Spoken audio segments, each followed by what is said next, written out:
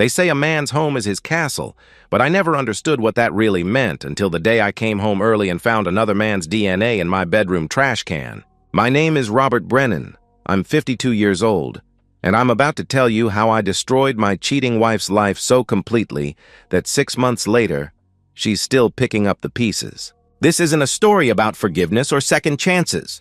This is about what happens when a woman betrays the wrong man, a man who spent 30 years building something she thought she could tear down in an afternoon. She was wrong, dead wrong, and by the time I was finished with her, everyone in our small town knew exactly what kind of woman Carol Brennan really was. My name is Robert Brennan, and I'm 52 years old. I'm sitting in the house I built with my own hands 30 years ago, and until last Tuesday, I thought I knew everything about my life. I thought I understood the deal I'd made, the woman I'd married, and the future we were building together. I was wrong about all of it. Carol and I met when I was 24 and she was 22. I was working construction then, learning the electrical trade from an old-timer named Frank Kowalski, who taught me that a man's reputation is built one job at a time. One wire at a time, one satisfied customer at a time. Carol was waiting tables at a diner on Route 9, saving money for community college. She had this laugh that could fill a room and a way of making everyone feel like they mattered. We fell hard and fast. 6 months of dating that felt like 6 years. I proposed on a Friday night in her tiny apartment, getting down on one knee next to her second-hand couch with a ring I'd saved 3 months to buy. "Will you marry me?" I asked, my voice shaking. "Yes," she replied before I'd even finished the question, tears streaming down her face. We married 4 months later in a small ceremony at St. Mary's, honeymooned in the Smoky Mountains because it was all we could afford, and started building what I believed would be our forever. Those early years were lean but good. I was working 70-hour weeks, taking every job I could get, slowly building my client base. Carol stayed home after Jake was born. That was her choice, her dream. She wanted to be the mother who was always there, who made homemade cookies and helped with homework and knew all the other parents at school events. I made it possible. I worked longer, harder, took jobs other contractors wouldn't touch, all so she could have the life she wanted. Tyler came along 2 years later, and our family felt complete. I remember Carol holding him in the hospital, looking up at me with tears in her eyes. "We did good, Bobby," she whispered. We did real good. I agreed completely. I got the vasectomy 6 months later. We both agreed 2 kids were enough, and we were done taking chances. I built this house piece by piece, ran every wire myself, installed every outlet, every switch, every fixture. The kitchen table where we ate dinner every night for 24 years? I made it in my garage. The deck where we watched the boys learn to ride bikes? I built it on weekends. The garden where Carol grew tomatoes and herbs? I tilled that soil with my own hands. Jake's 26 now, a software engineer with his own apartment downtown. Good job, good head on his shoulders, visits every other Sunday for dinner. Tyler's 24, a paramedic living across town with his girlfriend Sarah. Both boys turned out right, which is more than a lot of parents can say these days. The business grew steady over the years. Brennan Electric went from just me in a beat-up truck to 8 employees and a reputation for quality work. I still get my hands dirty, still crawl through attics and wire panels, but I've got good people working for me now. Men I trust, men who understand that our name is on every job we touch. Carol's life got easier as the boys grew up. She started taking yoga classes, meeting friends for coffee, reading those book club novels that all seemed to be about women finding themselves. I was happy for her. She'd earned it, spending all those years focused on the boys and the house. She deserved time for herself. Last month, she mentioned maybe taking an art class at the community center. "Go for it," I told her. "Money's not tight anymore. You should pursue whatever makes you happy." I thought we were entering the best years of our marriage. Kids launched, business stable, time to enjoy what we'd built together. Tuesday started like any other day. I was finishing up a panel upgrade at a medical office, routine work that should have taken until 5. But the job went smooth, and I wrapped up by 3:30. I drove home planning to shower off the day's sweat and maybe watch some baseball. The house was quiet when I pulled into the driveway.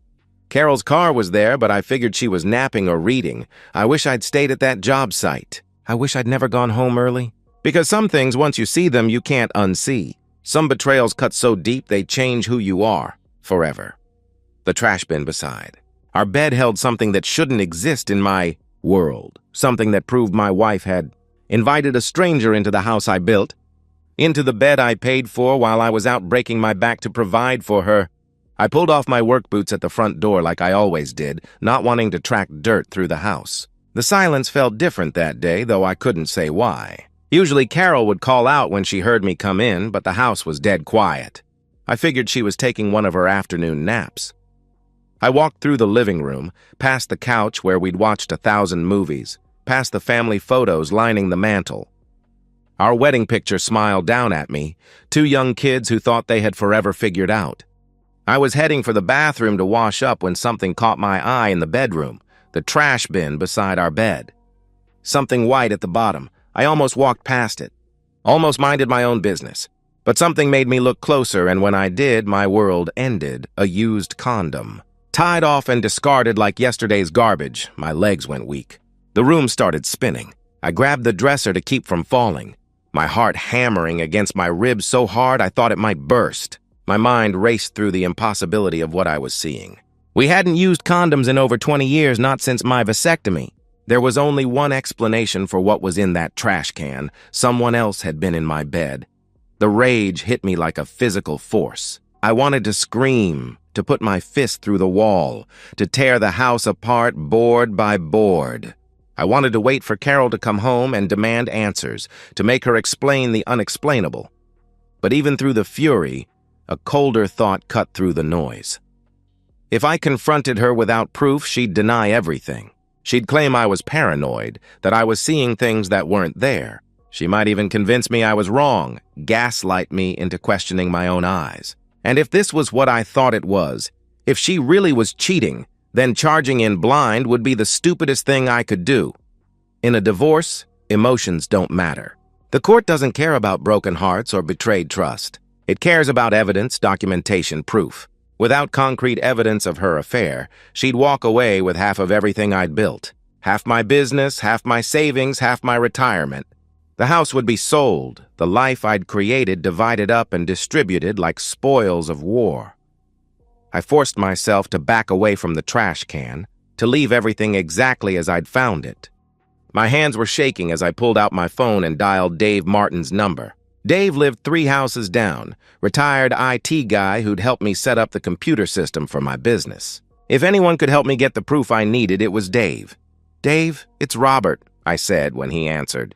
"I need a favor and I can't explain everything over the phone. Can you come over?" He must have heard something in my voice because he didn't ask questions. "Give me 30 minutes," he replied immediately. I spent those 30 minutes pacing my house like a caged animal, seeing betrayal in every corner. The kitchen where she'd kissed me goodbye that morning. The living room where we'd watched TV the night before. How long had this been going on? How many times had she brought him here while I was working? How many times had she lied to my face? Dave arrived with a small duffel bag and the kind of professional focus that comes from 30 years in corporate IT. I told him I suspected Carol was cheating and that I needed surveillance equipment. He didn't judge, didn't ask for details. He just nodded and got to work. We spent 2 hours installing hidden cameras throughout the house. Motion activated, streaming to cloud storage and my phone. Living room, hallway, bedroom, front entry. Small enough to be invisible, sophisticated enough to capture everything in high definition. "They'll record automatically," Dave explained as he showed me the phone app. "Motion alerts will come straight to your phone. Everything uploads to secure cloud storage, so even if something happens to your phone, you'll have backup copies." I thanked him and he left, no questions asked. That's the kind of neighbor Dave was. Solid, dependable, the kind of man who understood that sometimes you need help without having to explain why. The next 2 days were the worst of my life. Coming home to Carol cooking dinner, kissing me on the cheek like nothing had changed, asking about my day while my stomach churned with the knowledge of what she'd done.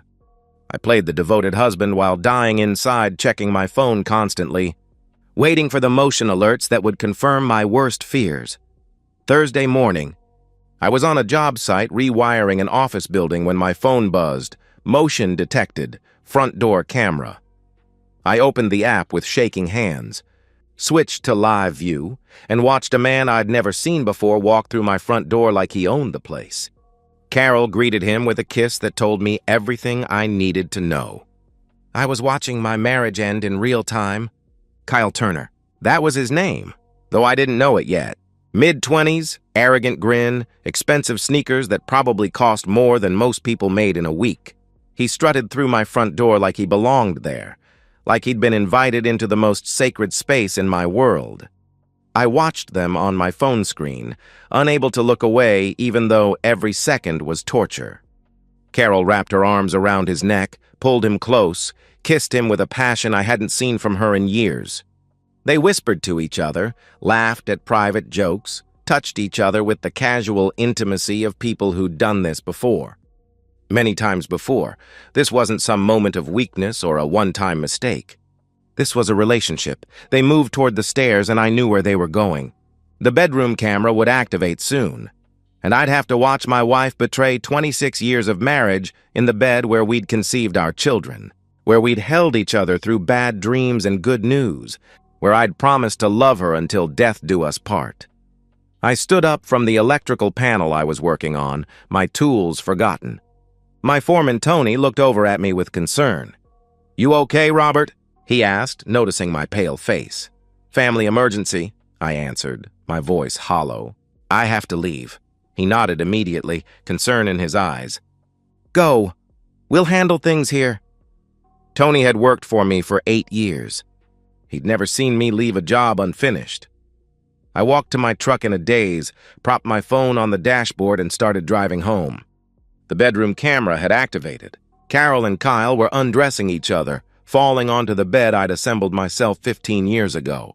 I watched my wife's hands explore another man's body, watched her arch her back as he touched her, watched her become someone I didn't recognize. The drive home was surreal. Stop signs, traffic lights, suburban streets where neighbors walked their dogs and kids rode bicycles, all while I watched my marriage disintegrate on a 6-inch screen. I wasn't thinking anymore. I was operating on pure instinct, some primal part of my brain that understood only territory and violation and the need to defend what was mine. I pulled into my driveway and parked quietly.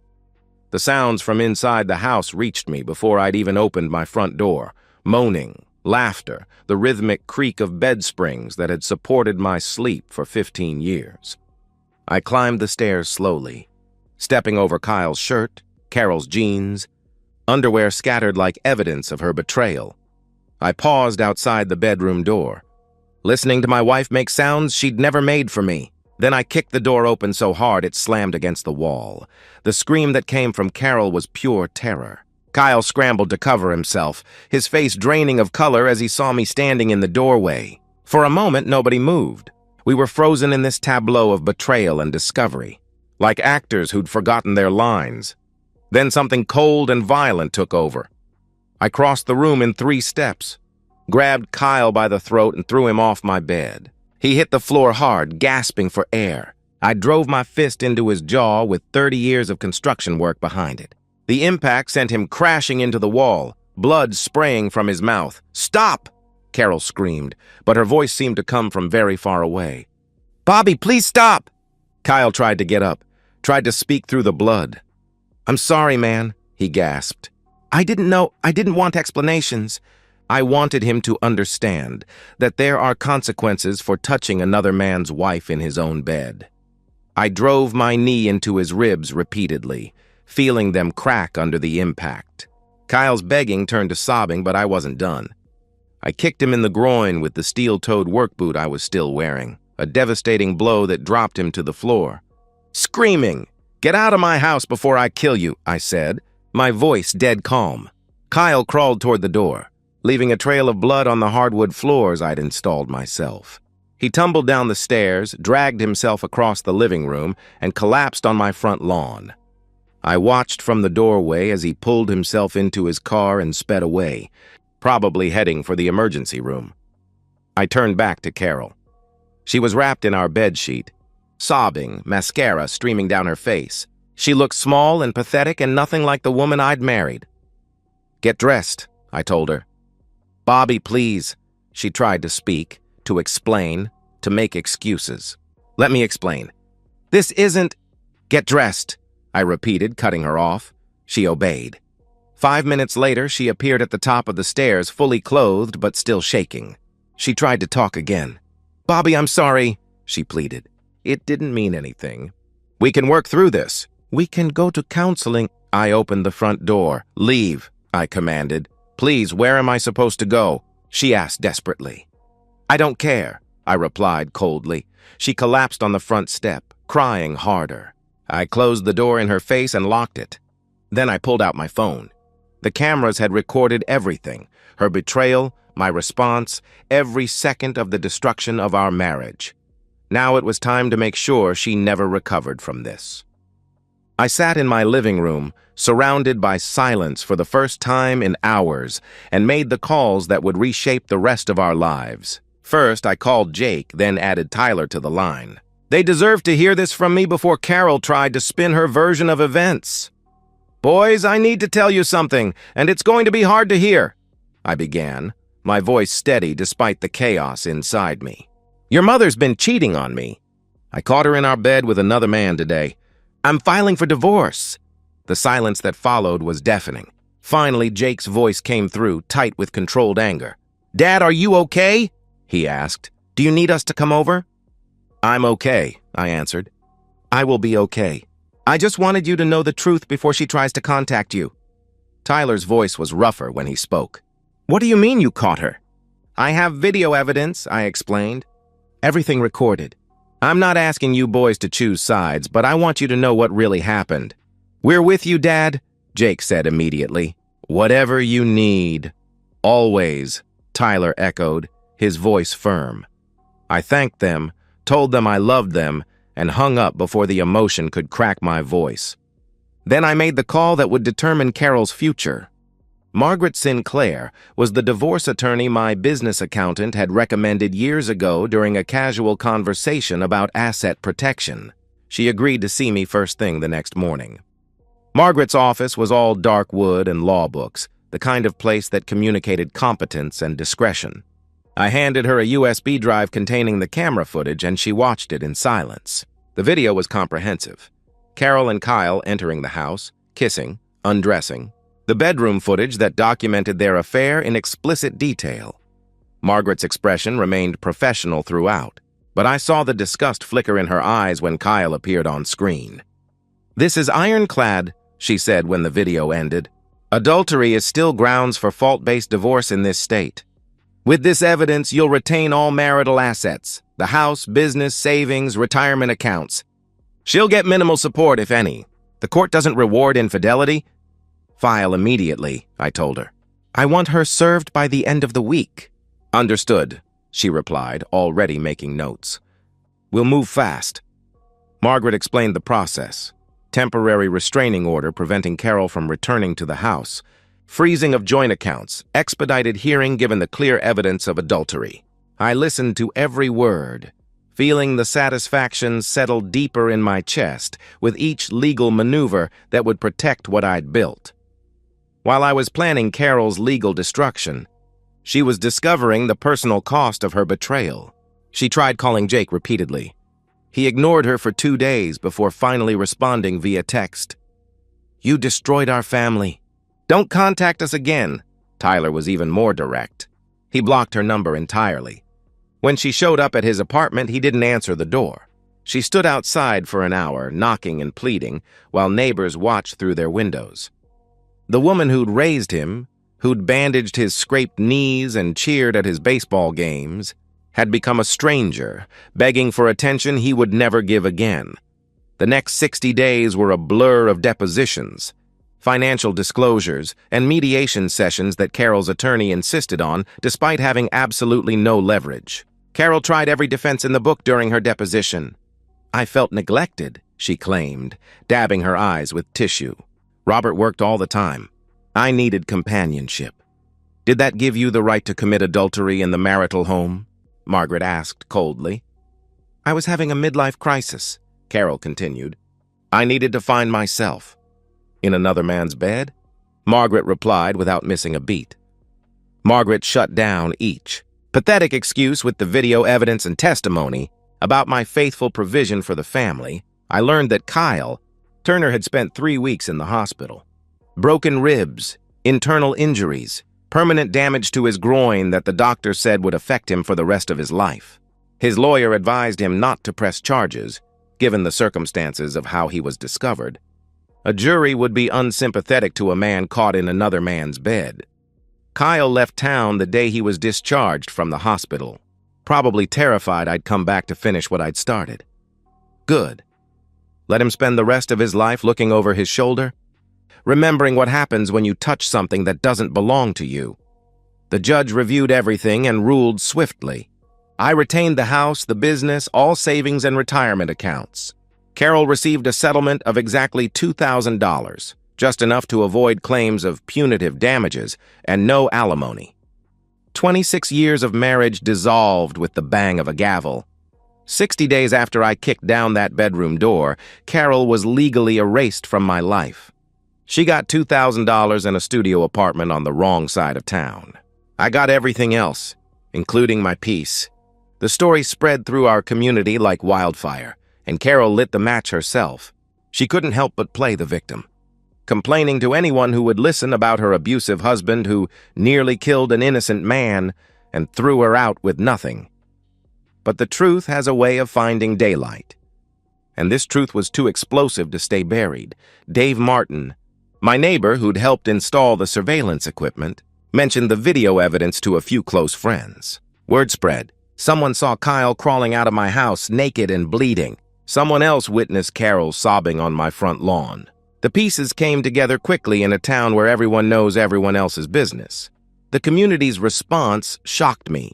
Instead of judgment, I received respect. Other men at Angel's hardware store nodded knowingly when I walked in, shook my hand with genuine admiration. They'd heard what I'd done, and they approved. These were men who understood that some lines can't be crossed without consequences. My crew at work was fiercely loyal. They'd known Carol for years, had brought their wives to company barbecues, had watched her play the devoted wife and mother. They were disgusted by her betrayal. Tommy, one of my senior electricians, pulled me aside one day. My old man caught my mom cheating when I was 12, he confided. Didn't have the balls to do what you did? Lost everything in the divorce. I respect you for standing up for yourself. Thanks, Tommy, I replied, appreciating his honesty. I realized my reputation hadn't been damaged. It had been reinforced. I was seen as a man who defended his territory, who didn't tolerate disrespect, who responded with appropriate force when crossed. There was an old-fashioned masculinity to it that resonated with working-class men who'd built their lives with their hands and understood the value of what they'd created. Meanwhile, Carol's world crumbled piece by piece. She moved into a studio apartment in Riverside Gardens, the kind of complex where police sirens wail at all hours and the parking lot is littered with broken glass. Peeling paint, thin walls, the smell of someone else's cooking always in the air. She took a job as a cashier at Dollar General, making $12 an hour, less than she used to spend on a single lunch with her book club friends. Those friends abandoned her one by one. The women who'd shared gossip and wine at monthly meetings suddenly had no time for the pariah who'd destroyed her family. Some felt she'd brought shame on all wives. Others simply didn't want the drama. The social circle she'd enjoyed as my wife closed ranks against her, leaving her isolated and alone. Carol made one final attempt to reach our sons, writing them a long letter explaining that she'd made a mistake, that she loved them, that she hoped they could forgive her someday. The letter was filled with self-pity and blame-shifting, painting herself as a confused woman who'd lost her way. Jake's response was brutal and final when he called her after receiving the letter. "You didn't just cheat on Dad," he told her coldly. "You betrayed all of us. You chose a stranger over your family. Don't contact us again." Tyler didn't respond at all. Kyle Turner's fate reached me through mutual acquaintances. The damage I'd inflicted was permanent. Chronic pain, expensive ongoing medical treatment, and injuries that would affect his intimate life forever. He'd left town immediately after being discharged from the hospital, terrified I might come back to finish what I'd started. Rumor said he moved 3 states away and tells people he was in a car accident. The irony wasn't lost on me. Kyle thought he was just having fun with a lonely housewife. He didn't realize he was touching something that belonged to a man who'd spent 30 years building and protecting everything he had. Now Kyle would spend the rest of his life remembering that mistake every time he tried to walk without pain. 6 months later, I sit on my back porch on a Saturday evening, and for the first time since that Tuesday, I feel something close to peace. It's a Saturday evening in late autumn, 6 months after the divorce was finalized. I'm sitting on my back porch with a beer in my hand, watching the sun set over the yard I landscaped 20 years ago. The maple tree I planted when Jake was born has turned brilliant orange.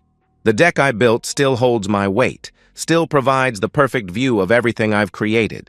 The house is quiet, but it's not lonely. Jake and Tyler are coming over for dinner, steaks on the grill, a tradition we've started since the divorce. They arrive every other Saturday now like clockwork. We don't talk about Carol anymore. We don't need to. Life looks different now. I've redecorated the bedroom. New furniture, new paint, new everything. The cameras are still installed throughout the house, but I rarely check them. There's no one to catch anymore, no secrets to uncover. The house feels clean again, like it's truly mine for the first time in years. Business is thriving. Word spread about what happened, and instead of losing clients, I gained them. Other men want to hire someone strong, someone who doesn't back down when pushed. The respect I see in their eyes tells me everything I need to know about how the community views my response to betrayal.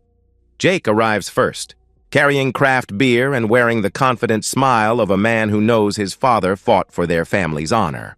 Tyler pulls up 10 minutes later, still in his paramedic uniform, bringing dessert from the bakery Carol used to frequent. We embrace, solid, masculine hugs that communicate everything without words. Over dinner, Jake raises his bottle.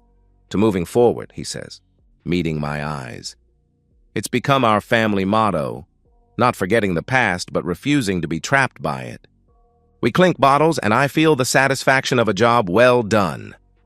To moving forward, Tyler and I reply in unison. After they leave, I sit alone on the porch again. Sometimes I think about Carol. Wonder if she's learned anything from the destruction she caused. But the thoughts are distant, abstract, like remembering a stranger. I think about Kyle, too, somewhere out there living with permanent consequences for temporary pleasure. I don't feel guilty. I feel justice. I look at my house, the one I wired, the floors I laid, the life I created from nothing. Carol tried to tear it down. Instead, she destroyed herself against its foundation. Some men rebuild after betrayal. I did something better. I made sure there was nothing left to rebuild from. And in the ruins of what she destroyed, I'm still standing in the house I built, stronger than before. And that's the end of today's story. If you enjoyed it, please give this video a thumbs up and drop a comment below. Your support helps the algorithm push my content further. If you're new to the channel, don't forget to hit that subscribe button. It really helps me keep creating more stories for you. Thanks for watching, and I'll see you in the next one.